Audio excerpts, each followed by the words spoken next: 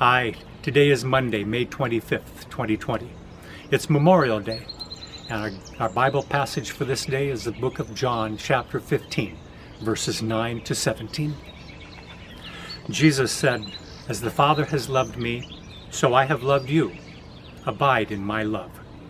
If you keep my commandments, you will abide in my love, just as I have kept my Father's commandments and abide in his love.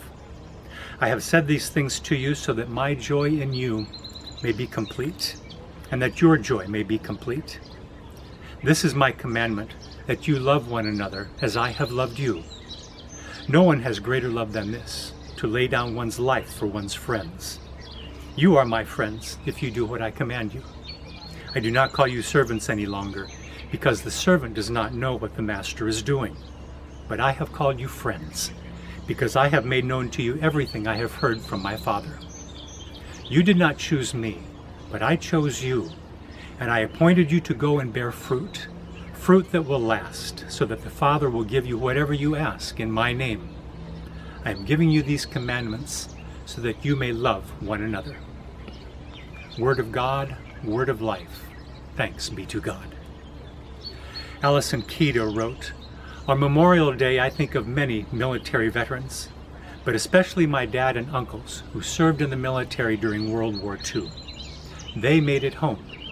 But in that war, hundreds of thousands of families tragically lost loved ones in service to their country. Yet when asked, my dad and most soldiers from that era would say they were willing to give up their lives to protect their loved ones and stand for what they believed to be right. When someone dies in defense of their country, John chapter 15, verse 13, greater love has no one than this, to lay down one's life for one's friends, is often recited during the funeral service to honor their sacrifice. But what were their circumstances behind this verse? When Jesus spoke these words to his disciples during the Last Supper, he was about to die. And in fact, one of his small group of disciples, Judas, had already left to betray him. Yet Christ knew all of this and still chose to sacrifice his life for his friends and enemies.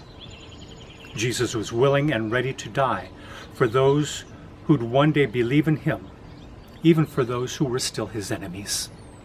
In return, he asks his disciples, then and now, to love each other as he has loved them.